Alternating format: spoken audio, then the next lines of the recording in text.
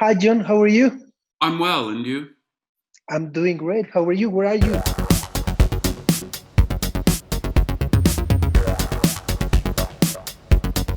I'm in Cambridge, Massachusetts, and you? I'm in Mexico City. Oh, I know wow. you've been. I know you've been here before. Have spent some time here. Many times, yeah. Yeah. Yeah. How is it? How is Mexico? It's. I guess it's complicated. The numbers are growing. Unfortunately, this couple of weeks there has been a serious rise, but hopefully we can get out of this together. Yeah, I hope so. I've been watching Space Force, and I don't know. I've been watching the 10 episodes, and it's difficult for me to describe the series to someone.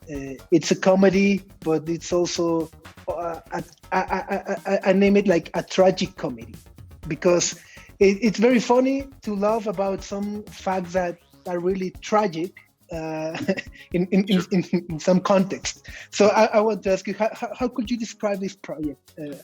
Well, the basic storyline is the main character is played by Stephen Carell.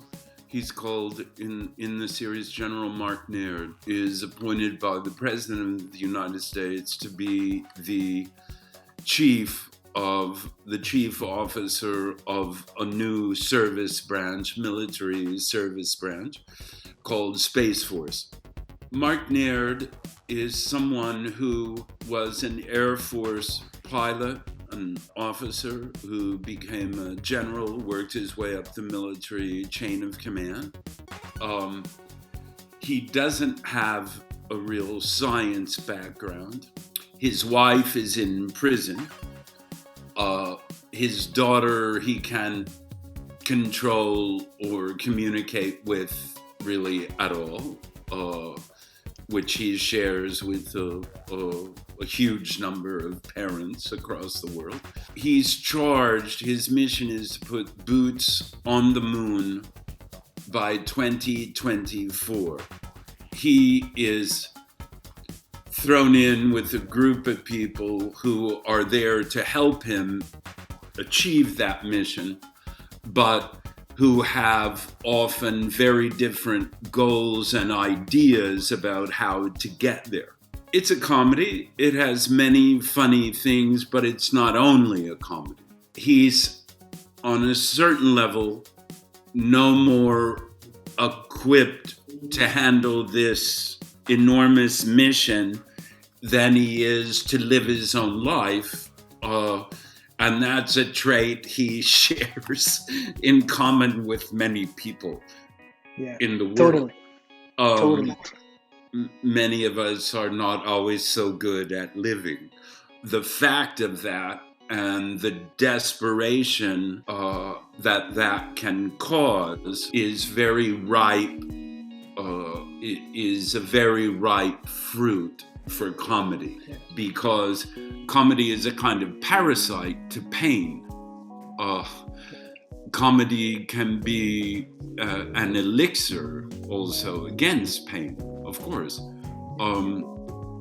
That's why it's unfortunate to start limiting, ruling, giving fiats about what can be funny or what can't be funny based upon a kind of political correctness.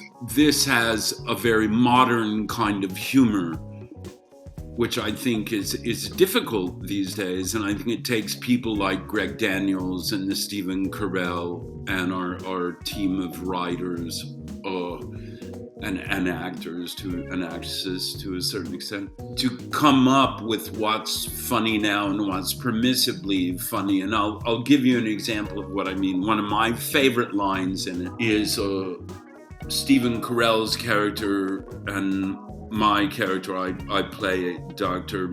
Adrian Mallory, who's the head of the science aspect, the sort of astrophysics aspect of Space Force, the rocketry and what have you. We go off to defend our budget to Congress, and before we leave, Steve's daughter is played by Diana Silver. She shows up And he says, "Oh, Bug, you came to wish me luck." And she says, "No, I got suspended from school because I flipped a teacher a bird." And fuck Tony, who's played by Ben Schwartz, he is the social media consultant for Space Force. He says to her, "Great job, excellent." You know, he says, my history teacher gave me a C once, so I planted drugs in his desk, and now he lives under a bridge like a troll. That is a kind of modern humor. It's terrible. It's cruel. It's insanely petty and vengeful, but it's also quite funny. And in the modern world, possible. That's something that I think is very hard to do nowadays. Yeah. And also, well, you're playing a scientist in a time where presidents and governments are downplaying the scientific advising from experts. I mean, it's global warming, it's COVID. It's kind of strange that we're living in a world where governments are thinking into space forward at the same time when they cannot guarantee water, food, or education to millions of people out here. Myself, space has never had that kind of fascination for me as it did, even though I'm a child of the sort of science fiction 1950s, which was the sort of, it wasn't the only, but it was a sort of major decade for thoughts about space and the beginning of space exploration, etc. For me, maybe Earth is more fascinating. Both are quite challenging, I would say. And yes, it does happen, the series, to hit upon a time where science and politics and power and human reasoning are all kind of thrown into conflict, because as we've seen with the COVID-19, Greg Daniels, our writer, was saying the other day, he'd spoken with a colleague of his, a schoolmate of his, who was a chief epidemiologist at a hospital in San Francisco, where I think he went to high school or maybe all school. He reported that she had remarked that it was impossible to get good information. And, you know, science is a part of that too, because science often says it's science, but sometimes it's funding, sometimes it's a narrative that they want to preach. Sometimes it turns out to be false. Just reading in Science magazine last night about the notion of the virus started in Germany, in Munich, by a person who came from Shanghai, and that it was asymptomatic. And it was published in a scientific paper as being a case of an asymptomatic person spreading the disease to people in Munich at a conference, which then is what devastated Italy and eventually came to America and of course Mexico and of course Brazil. But the thing is, it wasn't true, you see. So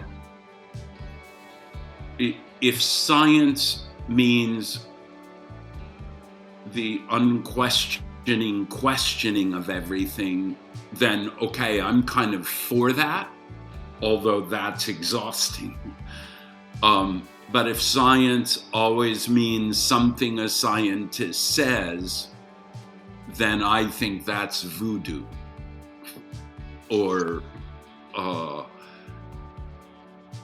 kind of cult religion. Scientists are wrong all the time about everything, and they talk way too much before they have certainty. We have a great phrase. I don't know if you guys have it in Spanish. You wouldn't have the same phrase. Maybe you have something similar. We have a great phrase in America. It goes like this: who are you going to believe, me or your own lying eyes? You can't deny people their experience. Yeah, you can say you're more educated, you can say you're more well-read, more sophisticated, more cultivated, more knowledgeable. Okay, fine. There is also in the world experience, there is instinct, there is intuition, there is impulse, there are things we learn as animals, even. I take your point totally. Someone brought it up, not as elegantly as you did, but someone brought it up the other day in speaking with people about this. Is it really worth the money and trouble and etc. to explore space? I don't know. Well, I think time is up, so I want to thank you for the time. Really enjoyed to see you on the TV, and hope you're good and stay safe. You stay safe. I love it. Love Mexico City. And I hope you guys stay well. Okay? Yeah, you too. Hope to see you soon back here in Mexico. Yeah, you too. See you.